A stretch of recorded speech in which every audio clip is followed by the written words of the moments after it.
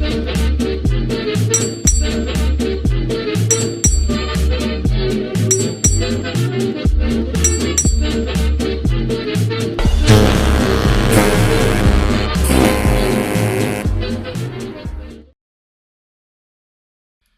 everybody and welcome to the Drydock episode 326.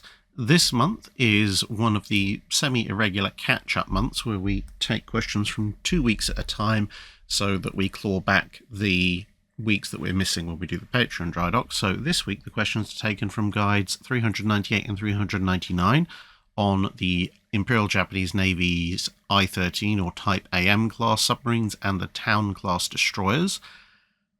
And then the Wednesday videos on US Navy fire control systems and whether the Kongo class in World War II was really a battlecruiser or a fast battleship. And finally, the video on Admiral Spruance, looking at his time between Midway to Tarawa.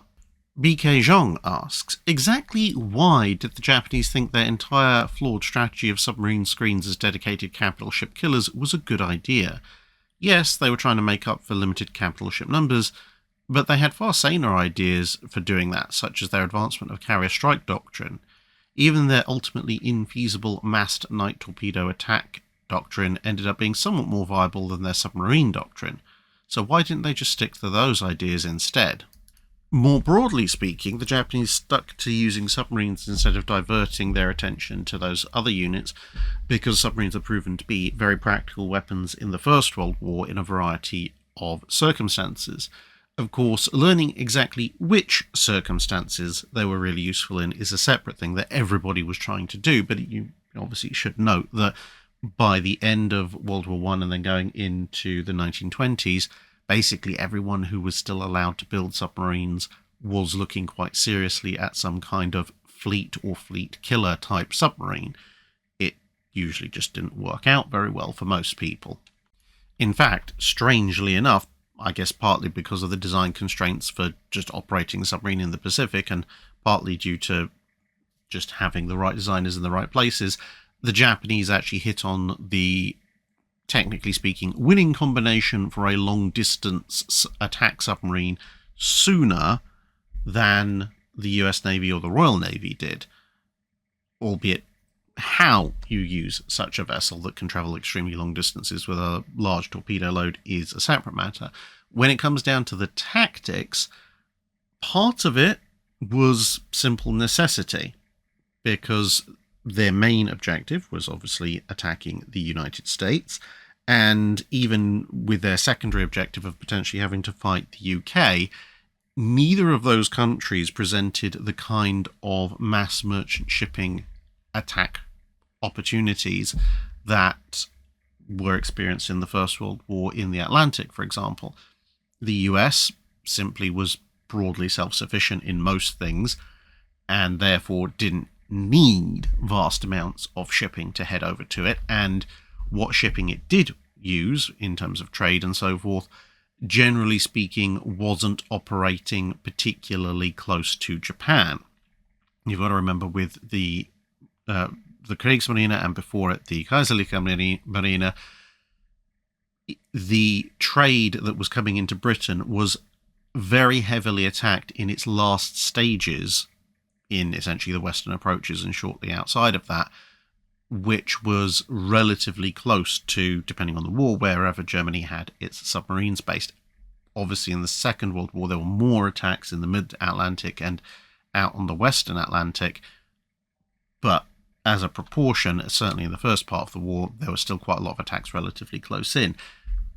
There just aren't those attack opportunities for commerce raiding subs based out of Japan going after, as I said, what shipping would be going to and from the US or could be easily diverted to the US. And similarly, although Britain obviously, like Japan, is an island nation and is very heavily dependent on trade, if Japan was to go to war with Britain, it would be going to war with Britain at the far end of Britain's empire, and thus any and all trade that Britain had, such as from Malaya and Singapore, Hong Kong, India, Australia, etc., would all be heading away from Japan and already starting off a reasonable distance from Japan in any case. And if the Japanese did end up taking some of those places, like say Malaya, well, obviously then there wouldn't be trade going from there to Britain. It would be going back to Japan. So again, unlike the Germans, they weren't exactly blessed with a multiplicity of commerce raiding targets. Now, I suppose you could argue that you could put a submarine blockade to try and take out merchant shipping or military transport shipping going to and from Pearl Harbor, and that would be a valid use of submarines. The problem is that there's a huge amount of empty space between the continental US and Pearl Harbor, so merchant ships or convoys could go practically anywhere, so deploying a fleet of submarines notionally across the trade route there would take pretty much every submarine that the Japanese could make operational, and therefore was impractical.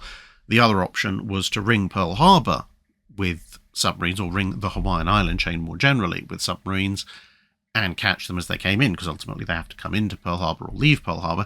And indeed, early on, the Japanese did do this, and they had almost immediately frittered away what submarines they had put in place, which could have had an effect, doing things like trying to chase down fast carriers like the Enterprise. And that pretty much leaves submarines, if you're talking about offensive roles, with the job of hunting down enemy warships. And if you're going to hunt down enemy warships, you might as well go for the capital ships, because they're the single largest targets, the most expensive targets. And in order to do so, bearing in mind that the Japanese, although they are reading some US codes, they do not have anywhere near the level of access to US codes that the US has to their codes, and they're not anticipating that either, which is, a reasonable bet. Don't rely on being able to read your enemy's intel all the time. Then, without access to any other means of working out where the enemy has gone, pretty much the only thing to do is to string out a big line of submarines across what you think is going to be approximately the course the enemy is going to take, and hope that one or more of your submarines is effectively a tripwire and can launch some torpedoes. Ultimately, on reflection, as an interwar tactic, maybe up to the mid-1930s, and especially if you were looking at the idea of the US trying to sail a battle fleet to reinforce the Philippines, it actually made a certain amount of sense, because the US would be under some fairly heavy constraints in terms of time and course. It was a bit more predictable. You could therefore concentrate more submarines in the area, and there was less the US could do to avoid you. Unfortunately, by the latter part of the 1930s and then going into the 1940s, everything starts to fall apart a little bit as aircraft, patrol aircraft that is, get considerably more effective. And also the change in Japanese tactics generally actually, I think, outruns the Japanese submarine tactics, because suddenly with the Japanese looking at expanding in every single direction known to humankind, and theoretically trying to take pretty much every Pacific island west of Hawaii, now suddenly American warships could be going in practically any direction at any time at any speed, which massively dilutes the effort that your submarines can put in.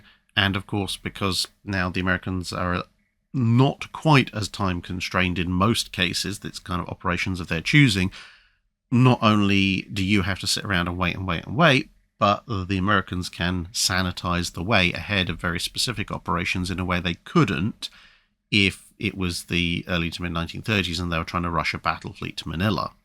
Nurgle's Own asks, what can you tell us about active sonar on World War II submarines, and have you done a video about it? I haven't done a video about it yet, because the amount of information that's available regarding submarine-mounted sonar in different navies varies quite considerably. Some navies it's fairly easy to find a lot of information on, and others it's not that easy to find information on, even though you know that they had it. And so to try and present a balanced view rather than just going, hey, I've got loads of information on this navy, so I'm just going to talk about that and briefly mention the others, I need to do more research. But very briefly, by far and away, the leaders in submarine-mounted sonar generally were the British, somewhat unsurprisingly, because going into the Second World War, they're also by far and away the undisputed leaders of sonar technology generally. They'd actually gone through multiple iterations of active and passive sonar for their submarines, to the point that the submarines they were introducing in the late 1930s and then into the T-class, the U-class, etc., had what you might term third or fourth generation sonar sets, which could do both active and passive. Rather obviously, most submarines tended to use the passive features of sonar almost exclusively. In theory, you could use the active portion for either ranging. British doctrine said you should reuse ASDIC, as the British called it, to range on particularly noisy independent targets that hopefully couldn't hear you. So essentially, if you happen to come across a merchant ship alone, because pinging a active warship, which almost certainly would have hydrophones aboard, that's a very good way of saying, hello, I'm here and I'm about to fire torpedoes at you. Please start to evade and counterattack me. The other use, in theory, was to hunt other submarines underwater, although that didn't end up really being used all that much. Weirdly enough, if they'd kept and reconditioned some of the World War I R-class submarines, they probably would have had a lot better luck with that, but never mind. Next up were the Americans. They did a fair amount of research into what we would today call passive sonar, i.e. hydrophones, and they had those equipped on their subs for a reasonable amount of the interwar period, but they'd only start equipping their subs with what we would term active sonar arrays in the very, very tail end of the 1930s. The Germans would introduce a pretty decent set of hydrophones, i.e. passive sonar, pre-war, and those would have fairly good effect for the passive detection part of things. But in terms of active sonar, they only actually introduced the Escarat system during the war, initially fitted to the Type 7C submarines. And as for the Japanese, well, the Japanese actually made quite an investment in sonar for their surface ships, but their submarines were very behind on that. They had hydrophones. Later in the war, they would also have active sonar of a sort, but one of the main things we know about Japanese active sonar systems of the latter part of the Second World War was the Japanese captains constantly complaining about how they either didn't work, stopped working randomly, or leaked a lot.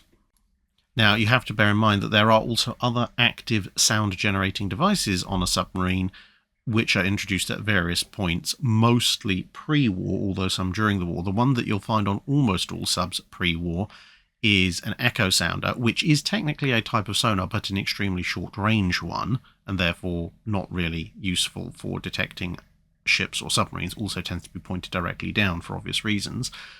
The other one is an anti-mine sonar, which again is somewhat short-range, not pointed directly down, but still not a particularly long-distance unit, and again, depending on the Navy, introduced either before or during the war, but not a ship or submarine detecting device.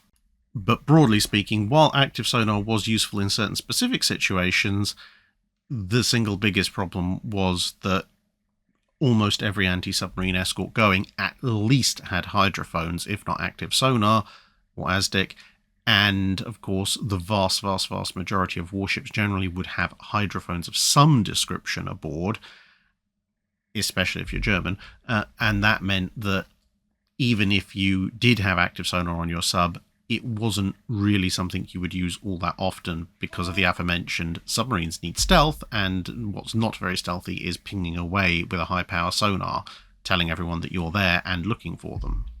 Reading Railroad fan asks, given the shallowness of the Mediterranean Sea, did the Royal Navy or the Regia Marina use any camouflage or experiment with any other sort of technology to help blend in while they were submerged? Yes, both navies and other navies as well in the Second World War experimented quite a lot with camouflage. This is an Italian submarine, for example, sporting quite a complex patchy camouflage system. This was not quite as common as you think, although there are examples of Royal Navy subs also in a broken up camo scheme, although not quite as broken up as this one. But fundamentally, the problem that submarines faced was that camouflage actually, on submarines at least, could be one or the other but not both. That is, specifically, you could paint a submarine to reduce the chances of it being spotted on the surface, either from a surface vessel or from an aircraft. But of course, that meant you had to kind of blend in for being detected by surface vessels with the horizon, or with a very angled view of the sea. And for aircraft, you had to be painted to reflect more what the sea looked like from a more vertical down angle. You could do this with a graduated paint scheme. but it wouldn't be a very heavily graduated. So it might be, for example, a dark blue to a light blue, or a dark green to a light green, or something like that. The issue is that whatever paint scheme you happen to use that helps you be hidden on the surface will not work underwater normally. And obviously you'll eventually get to a depth where you can't be seen, but when you're in that shallow regimen, a paint scheme that works with light just traveling through the air will not work when the light has to travel and essentially diffuse slightly through the water, and you'll actually show up more. Conversely, of course, if you have a paint scheme that helps you blend in really well at, let's say, 40 to 50 feet with the sea, when you pop up to the surface, you're going to be a lot more visually distinctive on the surface. And the reason that's quite an issue for World War II subs, because you might think, well, surely submarines underwater, that's where you specialize the camouflage. That's true for today's subs. But back in World War II, submarines would spend the majority of their time on the surface, and therefore on the surface is where they're more likely to be spotted. The problem, of course, is that on the surface they can shoot back and they're a little bit faster. Underwater, they're slow and easy targets if they can be seen, and in the Mediterranean, as you kind of inferred, it was much easier to see subs. So you had to make a decision as to what kind you went for. In the Mediterranean specifically, eventually both the Royal Navy and the Regia Marina did decide it was actually better to be harder to spot while submerged, because the logic went that, well, if you were spotted and you dived, but they could still see you, as mentioned, you were stuffed. But also, if you're in your attack profile, which is when you're most likely to be spotted, or people are most likely to be looking for you, you're probably going to be underwater. And there are a huge range of schemes that were tried. I mean, obviously, you've got this breakup scheme that the Italians tried, and a similar one, as I mentioned, for the British.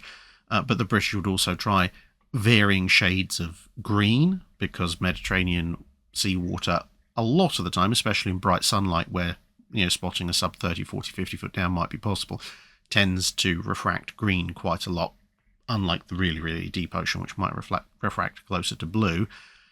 And there are even reports of pink or khaki submarines, particularly in very shallow water areas. The khaki one being somewhat obvious. If the seabed is actually visible down there, then khaki will blend in with the sand. The pink, and this is actually something that occurred in some US subs as well, is more to do with a complex effect of light and the human eye, which bizarrely makes pink and vaguely reddish colours in a natural setting somewhat more difficult to spot than you might otherwise expect. Something that incidentally is why the British acrobatic display team for the Royal Air Force is the Red Arrows, but British training aircraft are not red, because they hail from a period where the British training aircraft were red, on the basis that, hey, nothing in nature is a bright red, therefore a training aircraft that's bright red will be easy to spot if something goes wrong. But it turns out that actually this particular effect made them actually pretty darn difficult to spot, even in blue skies and green fields, unless they were right on top of you, at which point, well, it was a jet aircraft, it was fairly easy to spot them anyway, mostly just by using your ears. And that's why nowadays the British training aircraft are actually painted black, because it turns out that the human eye is much, much better at spotting a solid black object moving across a natural coloured landscape than a red object. But that's a whole area of optical science, which is very fascinating, but not really suitable for a Drydock question. Niels Larsen asks, France had, before the start of the European part of World War II, a massive building programme of capital ships. They'd built the 2 Dunkirks, they were building 4 Richelieus, and had planned at least 2 Alsace-class and the 2 planned Joffre-class carriers. But what was their plan if they'd actually built all of them? Where would they be stationed? What ships would they replace, if any? And how would friend and foe respond? The plan was to replace the Bern, obviously, with the Joffres, but in terms of capital ships, the plan was to replace primarily the Bretagne class. There were a few Corbett's hanging around, but they were already on their way out by World War II. But the Britannias were essentially the main core strength of the French battle fleet in the late 1930s, apart from obviously the Dunkirks. So the idea would have been to essentially entirely replace the battle line with fast modern units, which wasn't a bad plan, to be perfectly honest. They weren't planning any Italian style, Cavour Duilio style rebuilds of the Britannias, which is probably for the best. As far as where they would be stationed, in wartime it would depend massively on who exactly they were fighting. Would they be fighting Germany? Would they be fighting Italy? Would they be fighting both? Would they be fighting somebody completely different, like, say, Japan? The French had plans for all of these situations. And also, it would depend on who were they fighting alongside, because obviously they were allied with the UK. But, for example, if the war had started, as it did historically, with Germany, then the idea was that the French fleet would, to a certain degree, as they had done in World War I, assume primary responsibility for the Mediterranean, while the British therefore could concentrate the majority of their forces to tackle the Germans, and some of their units, depending on what German ships were out there, would also help out in the Atlantic. So that's actually, apart from the battle fleet part in the Mediterranean, which was largely supplied by a few Britannias, the Dunkirk and Strasbourg were deployed, for example, in the hunt for the Graf Spee.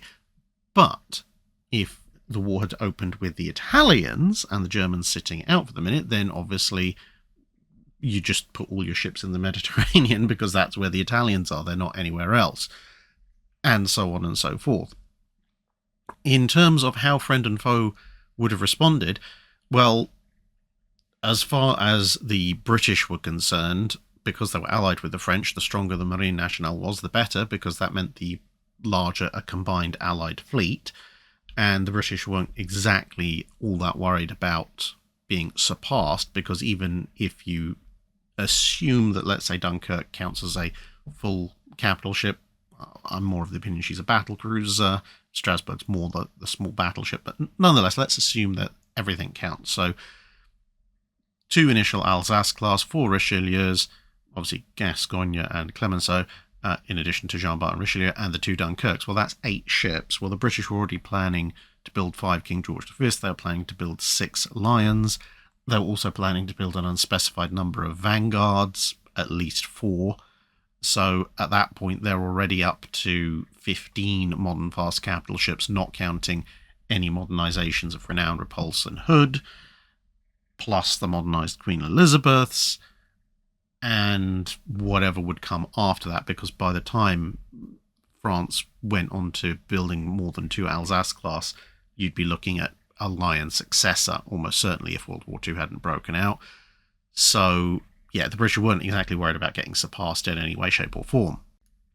The reaction of foe is actually an interesting thing. So this is something I've mentioned on previous Drydocks, but the French, in a way, ended up in a little bit of a loop of their own making, although an entirely understandable one, because the Italians wanted approximate parity with the Marine Nationale, and for the most of the interwar period, this was kind of par for the course. The Marine Nationale was like, yeah, we don't want to spend, well, the French government was like, we don't want to spend a huge amount of money on the Navy, so how about we both build a relatively small number of ships, and they'll broadly match each other, and we can all be happy. Great.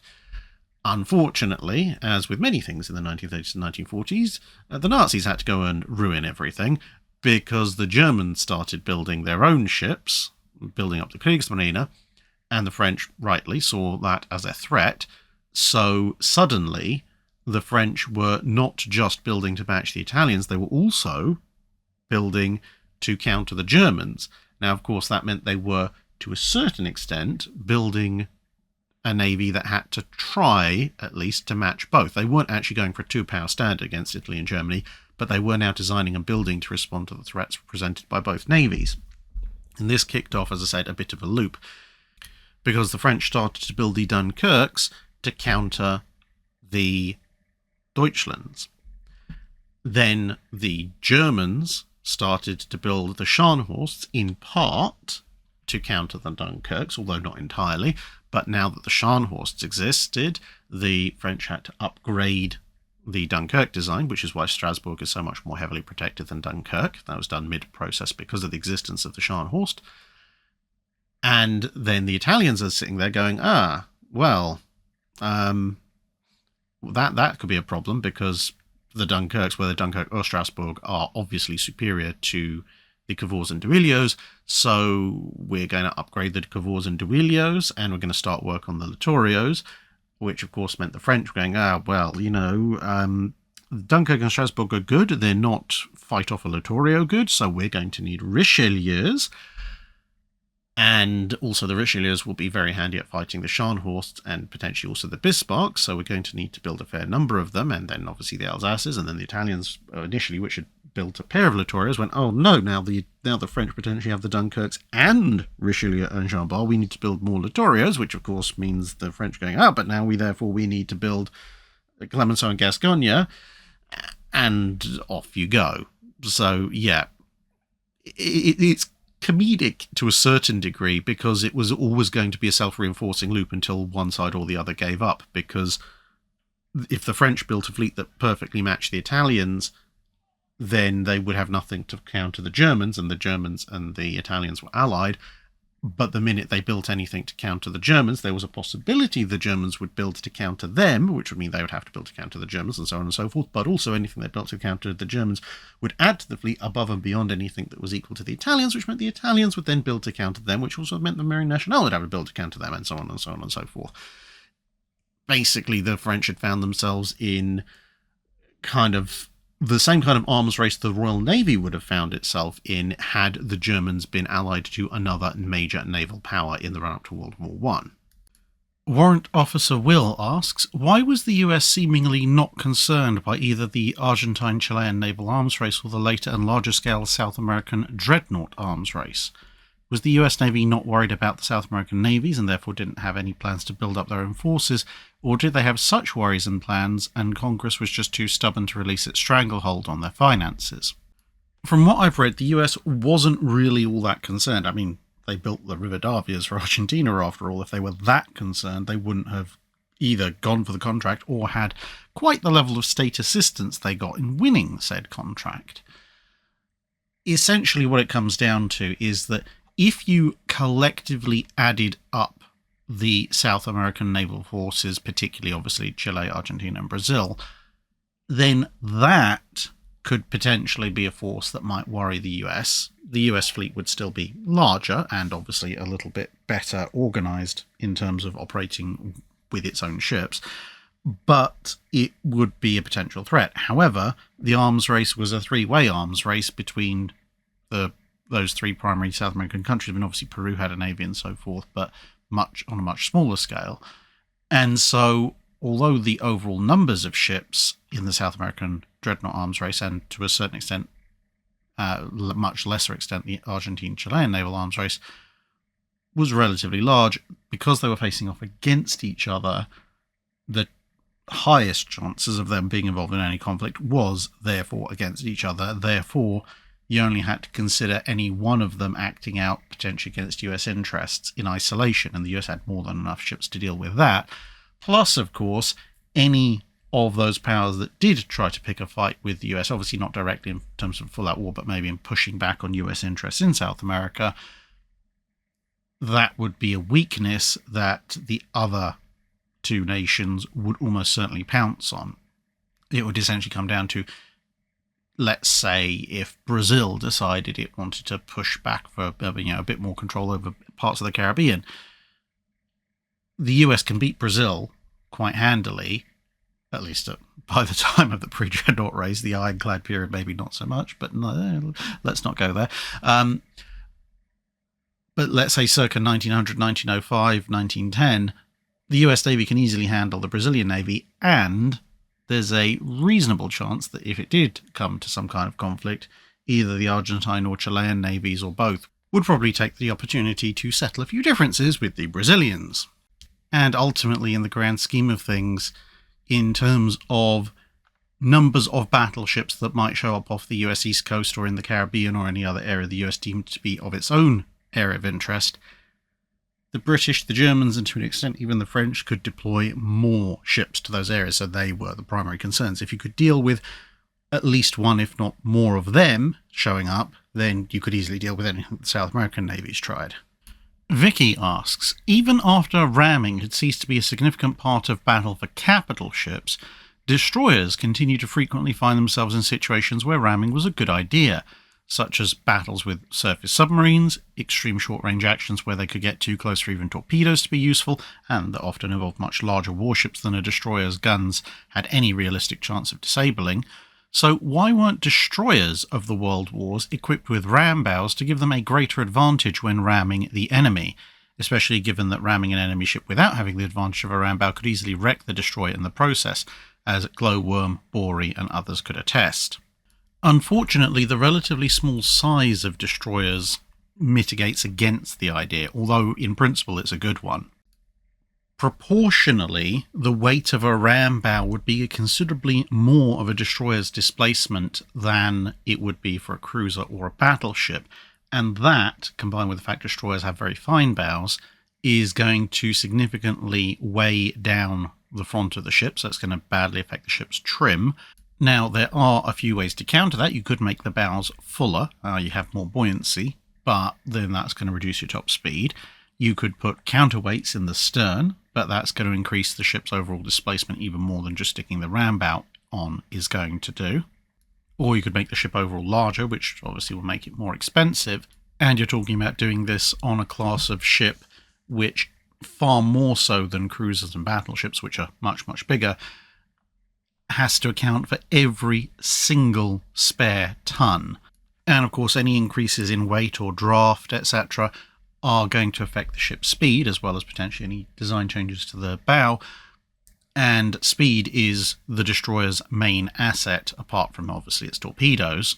So there's a pretty big cost involved in adding the weight, apart from anything else. And then, of course, there's also the fact that destroyers are, generally speaking, relatively low mass units that are relatively lightly built. So even if you had a ram bow installed and you were prepared to accept the penalties we just described, the other problem you're going to have is that when you do ram something, if you're ramming a submarine, you might get away with it. But if you're ramming anything bigger, like another surface vessel that's not a destroyer, then the impact, because obviously every action there's an equal and opposite reaction, is also going to transmit shock down the destroyer's hull. And the rest of the hull and the keel, etc., is not really designed for that. Now, if you hit a ship conventionally with a destroyer, then the bow tends to just crumple in like a tin can, but also, therefore, tends to act somewhat like the crumple zone of a modern car. But if you have stiffened up the bow and connected your ram bow directly to the keel, then all of that shock is going to be transferred, not exactly instantly, but near enough for the sake of argument instantly, to the rest of the ship's structure, which means you could actually end up doing far more damage to the ship in terms of both, a much more immediate deceleration, potentially, depending on what you hit, but more generally just on transmission of shock, which could start plates and seams and dislodge machinery and everything. So although you would do more damage to the target vessel will have just more mass on its side anyway, and you're actually potentially more likely to cripple your own ship than you would be even in a more conventional, say, cruiser versus destroyer ramming engagement. Now, all of these issues could be overcome. You could design some kind of slightly larger than average, extremely high speed, hull strengthened ramming destroyer, and it probably would be relatively effective, especially if you gave it more or increased rudders, in terms of, so either twin rudders or a really, really big rudder, so it could maneuver really well.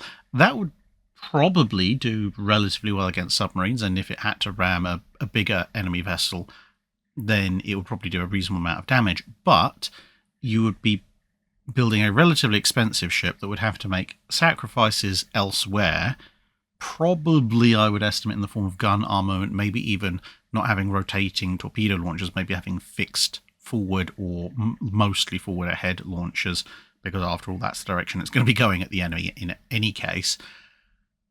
And they would be a relatively monopurpose fleet unit.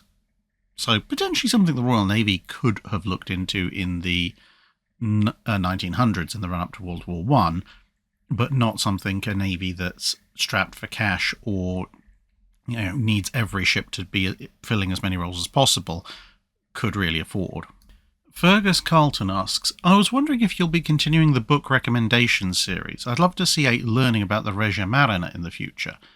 But failing that, beyond Emilio Bagnasco's Littorio class book and Vincent O'Hara's Struggle for the Middle Sea, do you have any quick recommendations you could give?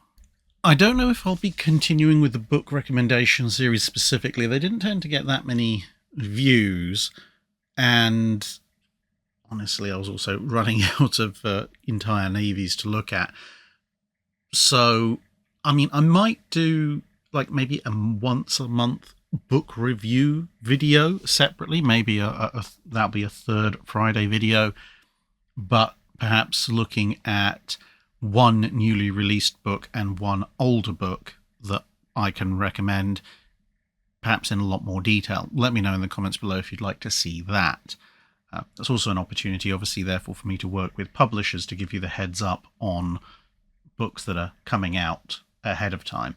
Now, in terms of what you can get in English, unfortunately, for such a major part of the naval war, the Regia Marina really isn't written about all that much in the English language. There's quite a bit in Italian, but unless you read Italian or have access to really good translation capabilities, that doesn't really help you all that much. But in terms of other books to look at, to have a look at the Regia Marina as a whole, another Vince O'Hara book, Dark Navy, I would recommend, which is the full title is Dark Navy, the Italian Regia Marina and the Armistice of 8th of September 1943, which, shockingly enough, looks at the armistice and what happened to the Regia Marina afterwards. The Italian co-belligerent navy is quite interesting. Additionally, Bagnasco has had a few of his other books. Unfortunately, he's now passed away, but a few of his other books have been translated. So there's a book on the Duilio and Cavour classes. There's a book on Italian assault craft. And in the vein of that particular series, there's also another author, Maurizio Brescia, I think that's how it's pronounced in Italian. So if you want just one book to look over the whole thing and then use the bibliography to dive into specifics, he's done one called Mussolini's Navy, a reference guide to the Regia Marina 1930 to 1945, which, as it sounds, is an overview of the whole thing. So it won't go into massive detail of any one particular ship class, but it will give you a good overall idea of what was happening, and the bibliography is quite good, so it'll let you know where you can go to find more details on specific things. The other one which might be worth having a look at is a slightly shorter one called Italian Battle Fleet 1940 to 1943 by Enrico Senusci, I think that's how it's pronounced, which, as I said, it's not as large a book. It's only about, I think, 70, 80 pages, but as a little primer it might be handy.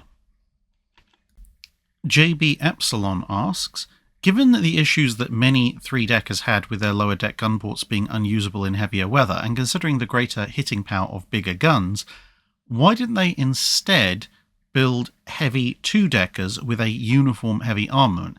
Say, instead of the historical HMS Victory, a two-decker Victory armed with 60 32-pounder guns on 2 gun decks. That would then have about the same broadside weight as the historical Victory, and by having the lower gun deck somewhat higher up, there wouldn't be as much of an issue with water entering through the gun ports. There's a few issues. Firstly, there's weight. If you put 32-pounder long guns on multiple decks, the ones on the upper decks are going to have significant effects on the ship's stability compared to 24, 18 or 12-pounders.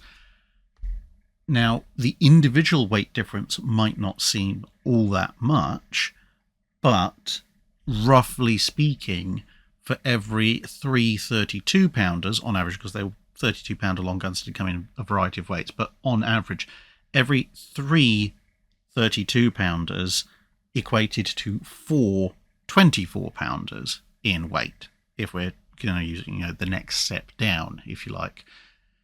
And when you're talking about 30 guns, that either means you're losing a bunch of guns to maintain the weight, or you're gaining a huge amount of weight up top to maintain the same number of guns. Plus, of course, the lower gun deck, if it's significantly higher out of the water, will have another impact on the ship's stability. At which point, the only way to deal with that, without having your ship imitate Vasa, is to make the ship considerably larger, which makes it more expensive, and still only has 2 decks of guns. Now, you could do what various navies would actually end up doing in the 1820s, 30s, and 40s, which is to use progressively shorter barrel and therefore lighter weight guns of a uniform shot weight as you go higher and higher up the decks. But, of course, that results in less power for the upper deck guns per shot, even though the shot weighs the same amount, and they don't have quite the same range. There are other advantages to the 3-deck layout as well. Firstly, lighter guns higher up are a little bit faster to fire and considerably more mobile, which is very handy if you want to shoot at enemy masts and rigging, whereas a first rate with 2 decks of 32-pounders, yes, it could do that, but the size and weight of the guns would largely restrict it to firing only at the hull, which, okay, in British fighting style probably isn't necessarily going to be seen as too much of a bad thing, but it would remove a certain option from the table, at least in terms of effectively using that option. Another element is that 3-deckers, by their nature, tend to overwhelm are just physically larger than 2-deckers, even if those 2-deckers have somewhat more generous heights of gun deck. And not only does that have a certain morale effect in battle, it also has a couple of really important tactical effects. Firstly, the uppermost enclosed gun deck, and of course the guns on the open decks further up, essentially have a clear field of fire at dead level, or with very minor height adjustment, to sweep the enemy's decks, which makes wiping out the enemy crew in preparation for a boarding action, or just to diminish their anti-personnel fire, considerably easier. And for the upper gun deck, you're doing that from, relatively speaking, an enclosed area of safety, which makes it harder for you to be picked off by small arms fire. And if it does come to boarding, one way or the other, a 3-decker's height means that crew has an inherent advantage, because they can fire down and throw grenades down on a 2-decker, and if they want to board, they're going from a higher point to a lower point, whereas the 2-decker crew have to climb up in the face of opposition if they want to counterboard. The final main issue is just accuracy. Unless you're absolute point-blank Nelsonian melee range, a number of your shots are going to miss. And therefore just having more guns means that statistically more shots are going to hit. If you have fewer but more powerful guns, yes, in theory, each individual shot might do more damage, but the chances of you actually hitting with a substantial number of those rounds goes down quite dramatically. Now, the interesting thing, of course, is that first rates did recognise the problem of their gun ports being a bit too low for comfort in some ships, and it did vary between first rates, because the designers were constantly trying to get the gun ports to be higher above the water than on some vessels, with varying degrees of success, not only with various ship designs. The Caledonia class, for instance, was designed specifically to address this issue, amongst other things, but also over time. How heavily loaded is the ship? How much extra stuff has it had stuck on it since it was launched? Were the calculations when it was being designed correct? Etc., etc. So it was a problem they were aware of generally, and in the 1820s and 1830s, you actually did see a run of second-rate 2-decker ships of the line, like the one you've been seeing in this question. This is HMS Asia, just in case you're interested. And those were second rates, which historically had been 3-deckers, but as you can see, in this case was just a 2-decker, although initially she had 32-pounders on her lower gun deck and 24-pounders on her upper gun deck. Just being longer, she could fit more of those heavier weapons than a second rate with 3 decks and a shorter hull. But later on, Asia and other ships like her would be refitted with the uniform 32-pounder armament, but with the slightly lighter 32-pounders above, like I mentioned earlier.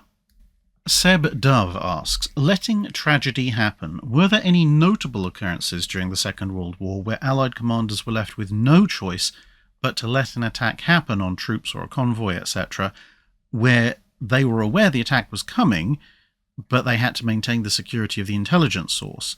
Mainly thinking at this point about Enigma. And if this didn't happen, how was it that attacks were prevented without alerting the Germans that something was going on? This unfortunately happened far more commonly than you would think. Sometimes there was nothing the Allies could do about it. So, for instance, if they'd sent a submarine off on a particular patrol route and its route was its patrol area was going to take it along a certain course, and then just after it sailed, they got word from Intel that there's a bunch of German or Italian anti-submarine warfare ships operating in that area that's going to be very dangerous for the sub. They might not have any way of communicating with that sub before it gets to the area where it's likely to be hunted and sunk.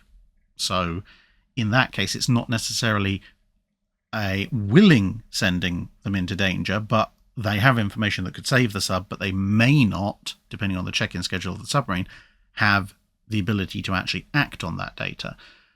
But in terms of deliberately letting tragedy happen, it happened far, far more often than you might think, especially with the convoys. Now, of course, there were times when the Allies either couldn't read German submarine codes or couldn't read them quickly enough, but for good chunks of the war they could. The problem, of course, is that if they used that intelligence as decisively and as proactively as you theoretically could, it would massively tip off the Germans as to what exactly was going on.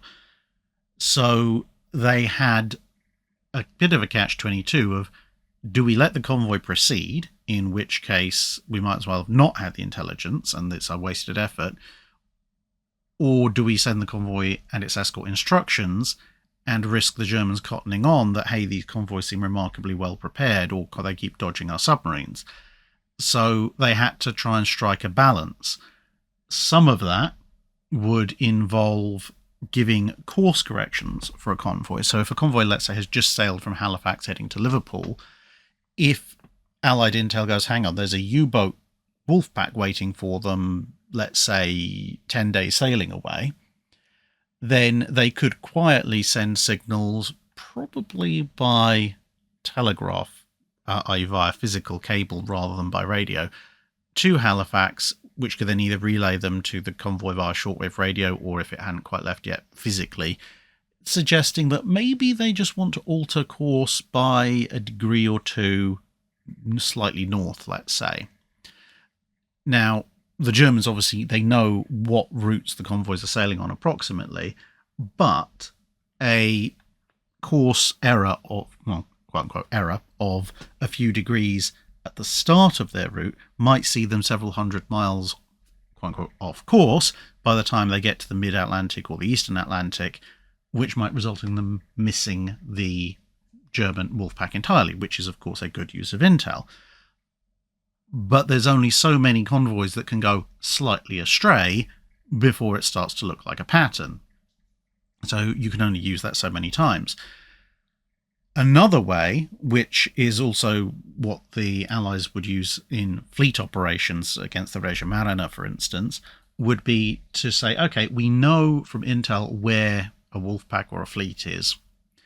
We can't direct our ships specifically to say, hey, we know where this is because, again, the enemy will cotton on. So what we'll do instead is we'll send a patrol aircraft, and it will just happen to have a patrol route that will happen to come across the thing that we know is already there. Again, you can only do this so many times before the Axis will start questioning how exactly are these Allied patrol aircraft getting so lucky, but you can do it a limited number of times, and the Axis will just conclude, well, we got unlucky there, a random patrol aircraft spotted us. It's obvious why they and the Allies then took evasive measures. But there is a compromise there of, one, assuming the patrol aircraft actually does find the thing that you're looking for, and two, it means you can only really start telling your ships to take evasive action or change their orders or whatever, roughly commensurate to the time when the aircraft radios in its report, even if you have all those things preloaded and ready to go. And so you then have to make a decision as to which convoys, which fleet units, which squadrons do we really need to preserve and keep alive more than others. You have to basically triage, and the ones that are really important, they get the quote-unquote lucky breaks from the intel, and the rest, well, you pretty much just have to accept what's going to happen to them, with the sole caveat that, of course, you can radio to the escorts and say, hey, look, guys, in 48 hours, expect to run into a wolf pack of a dozen U-boats. Good luck with that, but at least now you know. Which is, I mean, it's not entirely helpful, but at least the escorts aren't going in completely blind. And, of course, you can use all sorts of things like HFDF transmissions to technically justify that, because US did love to talk. The Outer Circle asks, how much would the cancelled Italian designs have influenced ships going forward if the Washington Naval Treaty had not crushed their hopes and dreams? Well, it depends very much on what you mean by cancelled Italian designs. I mean, just looking at capital ships, honestly, what crushed their hopes and dreams wasn't the Washington Naval Treaty, it was the Italian economy. They weren't really in much of a shape to complete much of anything post-World War I. And even then, what exactly are we looking at? In decreasing order of likelihood, you've got the Francesco Caracciolos, which, at least physically existed in some form. At least there was at least one hull left over, so you could have completed that. Then you've got the Ferrati prepared revised Caracciolo designs, which are all sorts of weird and wonderful things. I mean, there's one with a pair of quintuple turrets, so 10 guns, just 2 turrets, 1 fore, 1 aft, in what looks like a double stack with 3 at the bottom and 2 at the top. I would love to figure out how that was going to work. And in a slightly more sane layout, if it can be called that, there was also a plan for a 16-gun 15-inch ship with quadruple turrets, and quite a few other design revisions using quadruple turrets as well, based on the Caracciolos. Then, somewhat less plausible still, you have what the Italians called nave assoluta, which was essentially what they thought would be an ultimate battleship, something they looked at, although we're in, again, no position to actually seriously build, at the end of the 1910s, beginning of the 1920s. And that was looking at around a 50,000-ton displacement ship. So essentially, they decided that to build a fast battleship, 50,000 tons was about what you needed around that time period. I mean, they probably weren't too far wrong on that. And then finally, on the scale of this was never actually serious, this was just a kind of a, here guys, I've come up with this idea, this might help inform future decisions area of things. You have a whole bunch of designs in the early 1920s from one engineer known as Cassone, and he came up with all sorts of fun things, like an Italian version of HMS Incomparable. And at the other end of the scale, he proposed a 35-knot, 45,000-ton battlecruiser with 8 18-inch guns and a belt thickness that was almost as thick, 17 and a bit inches. At which point, I'm sorry, but something armed with 8 18-inch guns and a near 18-inch belt is not a battle cruiser. Yes, okay, you're planning on somehow magically making it go at 35 knots, presumably with magical engine tech, but that is a battleship. A fast battleship, but a battleship nonetheless. And as I said, this was not a serious design study because there is no physical way you can actually get those specs onto that tonnage. But it was an idea of something that might be able to be accomplished at some point in the distant future. But realistically, you're looking at either Caracciolos or revised Caracciolos as the only things you could even hope to try and build in early 1920s Italy. Of which the Caracciolos themselves probably wouldn't have changed all that much. The more advanced revised Caracciolo's, particularly the one with 16 guns in quadruple turrets, that might have changed things purely because of its displacement and firepower, maybe ratcheting things up a little bit in terms of what exactly the limit is at the Washington Naval Treaty. Nathapron Hongcheron asks, if Japan had chosen 12-inch guns for the Kongo, what do you think Fuso would have been armed with? Could an 8 16-inch proto-Nagato have been an option? Extremely unlikely, I'm afraid. Partly because if the Japanese have stuck with their original decision of slightly more 12-inch guns rather than upgrading kind of midstream to 14-inch, then, well, they'll probably still choose 14-inch for the Fusos, but they're, in this theoretical timeline, being more conservative, so going for a 16-inch would definitely be out of the question.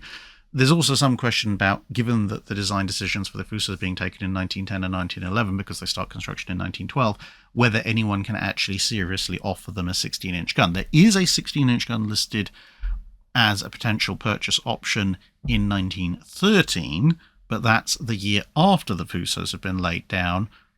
And even the 15-inch 42, which remember is being crash developed in great secrecy, only really is starting development in 1912, the same year the Fusos are being laid down. So even Queen Elizabeth-style Fuso is extremely unlikely. For the Issei's, it's potentially a little bit more arguable because the 16-inch gun is definitely on the market by the point the Issei's are having their final design decisions taken. But obviously the Issei's are to an extent a revised Fuso design. They are their own distinct class, but they save a bit of time and money by using the Fusos as a baseline from which to go from. Plus, again, if the Japanese have chosen 12-inch guns for the Congos, they're acting more conservatively than normal, and they still will want the theoretical capability to engage multiple targets with large numbers of guns, which means they're more likely to stick with the 14-inch for the Issei's. But if you wanted to construct a hypothetical scenario where an 8 16-inch gun, proto-Nagato, enters service earlier than the Nagatos themselves, a more ambitious Japan could potentially have done it, but at the earliest it would be with the Issei class, not the Fusos. Nosdormu89 asks, there's quite a lot out there about the contributions of the minor and free navies to the Allies, but what about the minor powers' contributions to the Axis? What, in your opinion, were the biggest contributions of minor power navies to the Axis war effort? Well, in terms of minor powers navies in the Axis war effort, they tended to fall into one of three categories. Either they just didn't have a navy, they had an essentially entirely riverine navy, which is a separate thing, interesting, but obviously not on the same scale as full ocean-going warships, or they were a case of the Germans showing up and saying, congratulations, this ship belongs to the Kriegsmarine now, depending on which power you're looking at. There were a handful of exceptions to this, and of those exceptions, the two largest and most contributing would be the Finnish and Romanian navies. Now, the Finnish navy is by far the bigger of the two, by quite a considerable margin, and obviously therefore had a lot more to do. However, since the Soviet Baltic fleet basically just went to hide and then get bombed quite heavily by the Luftwaffe for a good chunk of the war, they didn't do all that much in terms of, if you like, frontline ship versus ship combat operations. They did shore bombardment, mine laying, and so forth, but not a lot beyond that. And then in the latter stages of World War II, when things were going the other way and the Soviet Navy started to become a bit more active, the Finns actually switched sides at the end of 1944, so they weren't subject to really fighting against the resurgent Soviet Navy. They did have a few operations against the Germans, but of course at that point it's not helping out the Axis war effort all that much. So although in terms of absolute numbers of ships and absolute numbers of missions, the Romanian Navy was considerably smaller than the Finnish Navy, in terms of their local theatre impact, they were probably slightly more useful than the Finnish Navy, because the Finnish Navy was taking part in an operation where the Soviet Navy largely wasn't that active, and they obviously had the backing of the Kriegsmarine and the Luftwaffe in a big way, whereas the Romanian Navy, although considerably smaller, as I said, was operating as kind of the front line and the largest surface warships that the Axis actually had access to in the Black Sea, and the Soviet Navy was a little bit more active earlier on in the Black Sea, so obviously no real Kriegsmarine assets until some U-boats showed up, and although there was a Luftwaffe air coverage, it wasn't quite as intense as it was in the Baltic. Johann Eichganger asks, if the Francesco Caracciolo class was completed as intended, where would you rank them among the 1920s battleships, and how useful do you think they would have been in World War II? In the 1920s, a completed Caracciolo class, I think, would have occupied a rather interesting position of kind of spot 1.5. So they wouldn't be absolute top tier, they're first tier ships, because that's the Colorados, the Nagatos, and the Nelsons. And if maybe one or two others you could argue occupying that spot for battleships, maybe Hood if you count her as a fast battleship. That's a whole separate argument. But they also wouldn't quite be tier 2, because tier 2 would be things like, say, the Iseis, because they've got 14-inch guns, most of the US standards, again, for 14-inch gun reasons, the Revenges and the Queen Elizabeths, because although they have 15-inch guns and good armour, and they're a little bit faster than, well, not hugely faster than the Iseis, but they're definitely a bit faster than the standards, they're still not, 8 or 9 16-inch gunships like the Nagatos, Colorados, and Nelsons are. But the Caracciolo's, when you look at that kind of margin, they've got the 8 15-inch guns, so that would suggest they sit at tier 2, and they've got, in here as much as makes no difference, 12 inches of armour, so that puts them slightly on the less well-protected side of things, but not massively, at least for a tier 2 ship. So they're still well in contention for tier 2, but their speed, assuming they reached it for 28 knots, that changes things, because that makes them faster than any battleship in the 1920s, again, unless you count it as a battleship. And that's why I would kind of move them into this kind of 1.5 position, because they can't go toe-to-toe with the tier 1 ships, the 16-inch gun ships, but they're considerably quicker than them, and therefore potentially could use that as an advantage to gain a tactical position that is in their favour.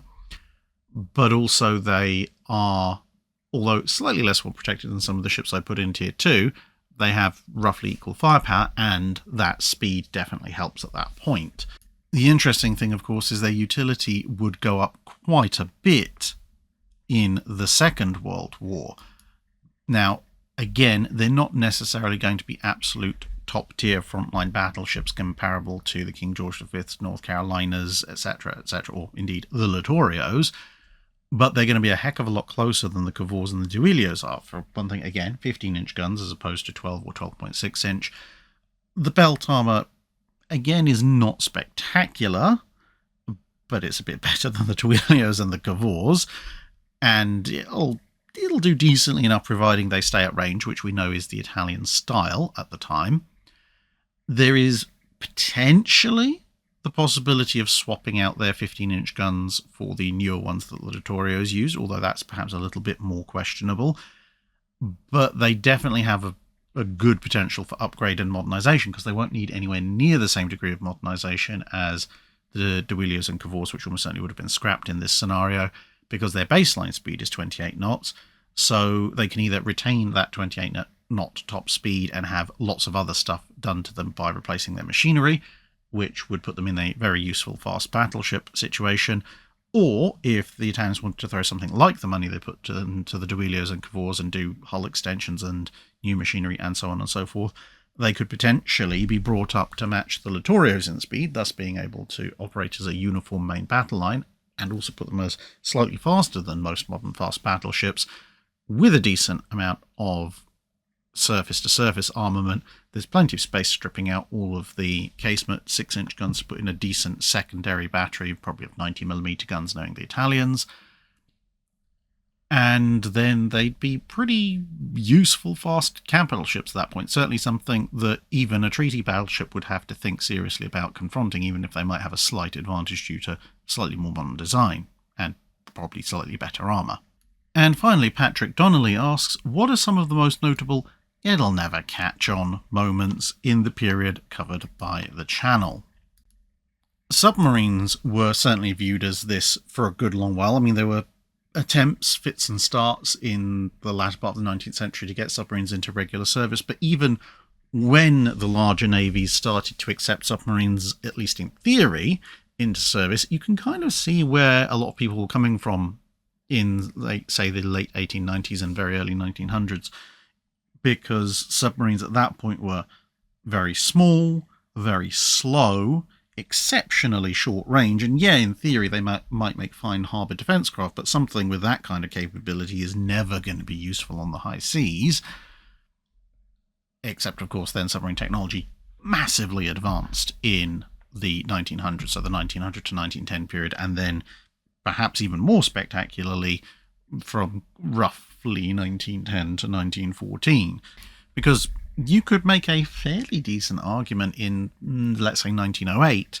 that submarines, again, while being a useful coastal defence asset, were never really going to threaten ships at sea. They're too short range, far too slow both on the surface and under the water, and a lot of how you see navies reacting to submarines in 1914, 1915 is partly as a reaction to that. It's really the submarines of the last 3 or 4 years before World War I that actually give submarine arms the capabilities to start to do what they actually end up doing in the First World War itself. In the 1850s, there was almost a "it'll never catch on" moment when it came to iron vessels, specifically ironclad warships. And again, there was some merit, at least in theory, to what was being said, because they'd tried iron-hulled vessels, i.e. without armour, in the 1840s. That hadn't worked out very well for a whole slew of reasons. Maybe I'll have to do a naval engineering video on that at some point. And then that combined with the fact that, I mean, yeah, there were some rather silly ideas like an iron ship will just sink, because apparently people who said that hadn't bothered to do basic buoyancy calculations. But there were a lot of discussions about armouring ships, for sure, but what exactly you should use to armour ships. Should you use rubber? Should you use some exotic compound? Or should you use iron? And iron seemed almost a little bit mundane in the face of some of the other stuff they were talking about, especially in light of the fact that the iron-hulled ships hadn't worked out all that well. And so when people decided, actually, the French are going to build Gloire, the British are then going to build Warrior, and so forth, there was a fair number of people going, I don't think this whole ironclad thing is going to catch on. I'm sure something else will come along, or there'll be some major flaw with the designs. But obviously, yeah, that didn't happen. And there's pretty much a very prolonged example of this going on from the late 14th to the late 16th century in the Mediterranean, where there's this kind of back and forth as to what exactly a Mediterranean surface combatant should be. And both sides kind of have a certain amount of proof for their argument against the other. Specifically, do you want to use the light, fast galley, which is primarily about ramming and boarding with a handful of heavy guns on the bow, or do you want to go for the much heavier galleass or galleon, which is, okay, capable of doing boarding, but a much more heavily built ship, slower, mostly sail-powered, although the galleass is, of course, also oar-powered, but mounts considerably more heavy guns in a much more all-round fire position. Because advocates of the galley will point out it's quick, easy, and cheap to build a lot of them compared to galleasses or galleons, and being primarily oar-powered and far more agile, they can manoeuvre when the wind either isn't there or isn't doing what you want it to do, which is quite a frequent occurrence in the Mediterranean, whereas advocates for the galleass and the galleon, more specifically the galleon than the galleass, which is obviously a bit of a hybrid, could point out that there's actually not a huge amount that galleys can actually do to galleons. Ramming, they just tend to bounce off. boarding, well, they've got a very long way up to go, and the galleon's crew just tend to poke or shoot them until they go away. Yes, in theory, a galleon that is completely becalmed can be mobbed and shot apart slowly by large numbers of galleys, but the galleon might also be able to do considerable damage to the galleys with its own guns, and the number of galleys you'd need to successfully actually bring a galleon down like that would both require the luck of not having much, if anything, in the way of wind, and galleys to the extent that you probably could actually have afforded a galleon or two yourself. And this argument goes back and forth and back and forth and back and forth until eventually large gun-mounting sail vessels win out. But the galley and its successors do still stick around in the Mediterranean environment to a certain degree. And that brings us to the end of today's Dry Dock. Thank you very much, everybody, for watching, and I hope to see you again in another video soon. At the end of the year, there'll be a kind of state of the channel address where I might put some ideas forward to you, let you know of some things that are coming up in 2025, but that's all to look forward to in the future. For now, see you again on Wednesday.